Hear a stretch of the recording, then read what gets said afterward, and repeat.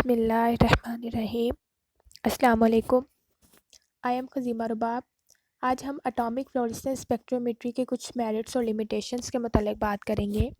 जो atomic fluorescence spectrometric methods हैं और जो दूसरे स्पेक्ट्रोमेट्रिक मेथड्स जिनमें atomic absorption spectrometry, atomic emission spectrometry वगैरह आ जाती हैं, उनके हम जब मेथड लिमिटेशंस को स्टडी करते हैं तो हमारे हमारे लिए ये यूज़फुल साबित होते हैं कि जब हम एक एनालाइट है उसकी डिटर्मिनेशन के लिए एक सूटेबल मेथड हमें सेलेक्ट करना पड़ता है, तो सिलेक्टिंग के प्रोसेस में ये हमारे लिए हेल्पफुल साबित होते हैं।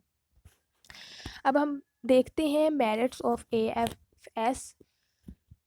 जो मेन एडवांटेज है वो ये है कि जब हम फ्लोरेसेंस डिटेक्शन को कंपेयर करते हैं एब्जॉर्प्शन मेजरमेंट्स के साथ, तो जो AFS है वो ग्रेटर सेंसिटिव और एक्यूरेट रिज़ल्ट हमें देते हैं। क्योंकि जो फ्लोरेसेंस होता है, जब हम फ्लोरेसेंस स्पेक्ट्रोमेट्री में देखते हैं, हमारे पास बहुत लोअर बैकग्राउंड हासिल होता है, जो कि हमें सेंसिटिव या एक्यूरेट रिज़ल्ट देता है as compared to the atomic absorption method.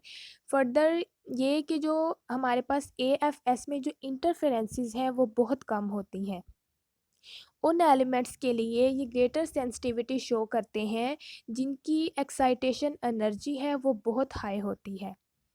Second point ये है कि जो AFS है वो कुछ हमारे पास मेटल्स और मेटलाइड्स हैं, जैसा कि लेड, कैडमियम, मर्करी एट्सेट्रा। इनके लिए डिस्टिंक्ट एडवांटेजेस शो करते हैं। जैसा ये हमारे जितने ये मेटल्स और मेटलाइड्स हैं, ये क्लिनिकल एनालिसिस में, इन्वायरमेंटल एनालिसिस में, एग्रीकल्चरल एनालिसिस, डिफरेंट हमारे पास एनालिसिस में ये डिस्टिंक्ट एडवांटेजेस को शो करते हैं। अब हम अगर तीसरे पॉइंट में देखते हैं डिटेक्शन लिमिट को, कि जो डिटेक्शन लिमिट होती है वो AAS and AES atomic absorption spectrometry और एटॉमिक एमिशन स्पेक्ट्रोमेट्री के लिए सिमिलर होती है, लेकिन डिफरेंट एलिमेंट्स के लिए ये वेरी करेगी। हमें बेटर सेंसिटिविटी और मच लोअर डिटेक्शन अगर obtained होता है, तो वो कुछ फेवरेबल एलिमेंट्स हैं जिनके लिए हमें सेंसिटिविटी बेटर होती है, उनकी जो डिटेक्शन लिमिट्स हैं वो बहुत कम होती हैं। उन एलिमेंट्स में Hg, AS, SB, Se वगैरह आते हैं। नेक्स्ट पॉइंट में ये है कि लीनियर कैलिब्रेशन कर्व, AFS में हमें जो लीनियर कैलिब्रेशन कर्व हासिल होता है वो एक्सटेंड कर जाता है ओवर अ वाइड रेंज। जितनी उसकी रेंज होती है AFS में, तो जो कर्व होता है वो उस रेंज से एक्सटेंड कर जाता है। जो उसकी कर्व की वैलिडिटी होती है या ऑर्डर ऑफ द मैग्नीट्यूड है वो 4 to 7 तक होगा। ज़्यादा से ज़्यादा AFS में जो वैलिड कर्व होगा उसकी जो ऑर्डर ऑफ मैग्नीट्यूड होगा वो 4 to 7 होगा। जो सैंपल्स हमारे पास सॉलिड में, लिक्विड में और गैसियस स्टेट में होते हैं जिसको कि हमने एनालाइज करना होता है, लेकिन ज़्यादातर ये किया जाता है कि हमारे पास मोस्टली जो सैंपल्स होते हैं उनको उनके एनालिसिस करने से पहले उनको हम लिक्विड में कन्वर्ट कर लेते हैं। जब कुछ सेपरेशन टेक्निक के साथ AFS को हम कंबाइन करते हैं, जैसे कि सेपरेशन टेक्निक में आ जाती है क्रोमेटोग्राफी, तो जो हमारे पास ये मेथड होता है, ये कम्बिनेशन जो हम AFS को सेपरेशन टेक्निक के साथ करते हैं, ये हमें एनालाइट के मुतल्लक उसकी केमिकल फॉर्म के मुतल्लक हमें बेहतरीन रिज़ल्ट देते हैं। अब आगे हैं लिमिटेशंस। ये थे चंद मेरिट्स AFS के। नेक्स्ट हैं उसकी कुछ लिमिटेशंस। जो एटॉमिक फ्लोरेसेंस स्पेक्ट्रोमेट्री है वो हमें बहुत सी एडवांटेजेस देती हैं। हमें एनालिसिस के लिए जो हम AFS को यूज़ करते हैं वो नो डाउट कि कुछ मेटल्स और मेटलाइट्स के लिए वो बहुत बहुत एडवांटेज हमें शो करते हैं, लेकिन इसकी कुछ लिमिटेशंस भी हैं जिन्हें हमें फेस करना पड़ता है। उनमें से चंद एक ये हैं जो कि हम डिस्कस करते हैं।